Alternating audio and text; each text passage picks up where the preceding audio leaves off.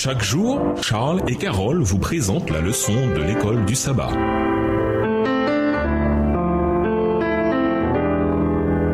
Bienvenue dans votre émission. Dieu nous parle. Nous voilà à la leçon de dimanche. Je vous ai donné un exemple. Le discours d'adieu, Jean 13 à Jean 17, donne des instructions aux disciples de Jésus au sujet de l'avenir. On retrouve le même modèle littéraire que ce discours dans l'adieu de Moïse dans Deutéronome, dans la bénédiction de Jacob à ses enfants, Genèse 47 à 49, ou quand David instruit Salomon, 1 Chronique 28 à 29. Jésus console ses disciples concernant son départ. Il promet un remplaçant pour le représenter, le Saint-Esprit, Jean 14 à Jean 16. Il prédit des ennuis à venir, Jean 15 à Jean 16, et il exhorte les disciples à rester fidèles, Jean 15. Lisons Jean 13, versets 1 à 20. Que se passe-t-il ici et pourquoi cette histoire est-elle importante? Quelle leçon Jésus a-t-il cherché à enseigner? Jean 13, les versets 1 à 20. Avant la fête de Pâques, Jésus, sachant que son heure était venue de passer de ce monde au Père, et ayant aimé les siens qui étaient dans le monde, mit le comble à son amour pour eux. Pendant le souper, lorsque le diable avait déjà inspiré au cœur de Judas Iscario, fils de Simon, le dessein de le livrer, Jésus, qui savait que le Père avait remis toutes choses entre ses mains, qu'il était venu de Dieu et qu'il s'en allait à Dieu, se leva de table, ôta ses vêtements et prit un linge dont il se ceignit. Ensuite, il versa de l'eau dans un bassin et il se mit à laver les pieds des disciples et à les essuyer avec le linge dont il était saint. Verset 6. Il vint donc à Simon-Pierre et Pierre lui dit, « Toi, Seigneur, tu me laves les pieds ?» Jésus lui répondit, « Ce que je fais, tu ne le comprends pas maintenant, mais tu le comprendras bientôt. » Pierre lui dit, « Non, jamais tu me laveras les pieds. » Jésus lui répondit, « Si je ne te lave, tu n'auras point de part avec moi. » Simon-Pierre lui dit, « Seigneur, non seulement les pieds, mais encore les mains et la tête. » Jésus lui dit, « Celui qui est lavé n'a besoin que de se laver les pieds pour être entièrement pur. Et vous êtes purs, mais non pas tous. » Verset 11. Car il connaissait celui qui le livrait. C'est pourquoi il dit, « Vous n'êtes pas tous purs. » Après qu'il leur eut lavé les pieds et qu'il eut pris ses vêtements, il se remit à table et leur dit, « Comprenez-vous ce que je vous ai fait? Vous m'appelez Maître et Seigneur, et vous dites bien, car je le suis. Si donc je vous ai lavé les pieds, moi le Seigneur et le Maître, vous devez aussi vous laver les pieds les uns aux autres. Car je vous ai donné un exemple afin que vous fassiez comme je vous ai fait. » Verset 16. En vérité, je vous le dis, le serviteur n'est pas plus grand que son Seigneur, ni l'apôtre plus grand que celui qui l'a envoyé. Si vous savez ces choses, vous êtes heureux pourvu que vous les pratiquiez. Ce n'est pas de vous tous que je parle. Je connais ceux que j'ai choisis, mais il faut que l'Écriture s'accomplisse. Celui qui mange avec moi le pain a levé son talon contre moi. Dès à présent, je vous le dis avant que la chose arrive, afin que lorsqu'elle arrivera, vous croyez à ce que je suis. En vérité,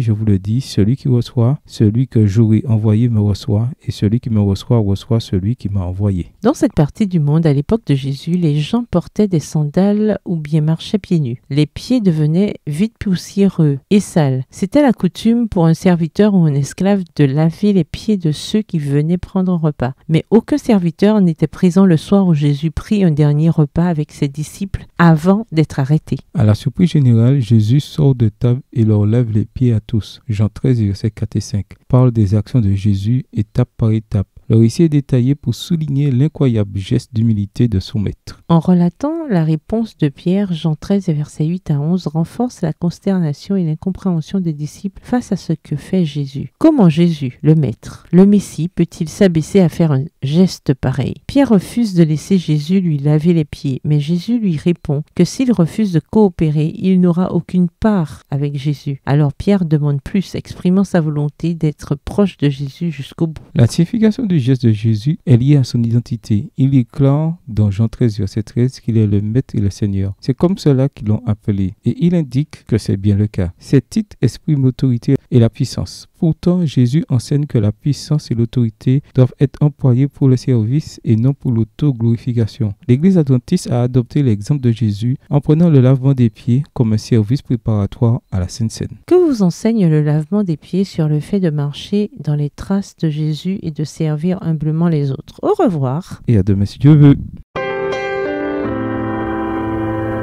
Dieu nous parle. Chaque jour, Charles et Carole vous présentent la leçon de l'école du sabbat.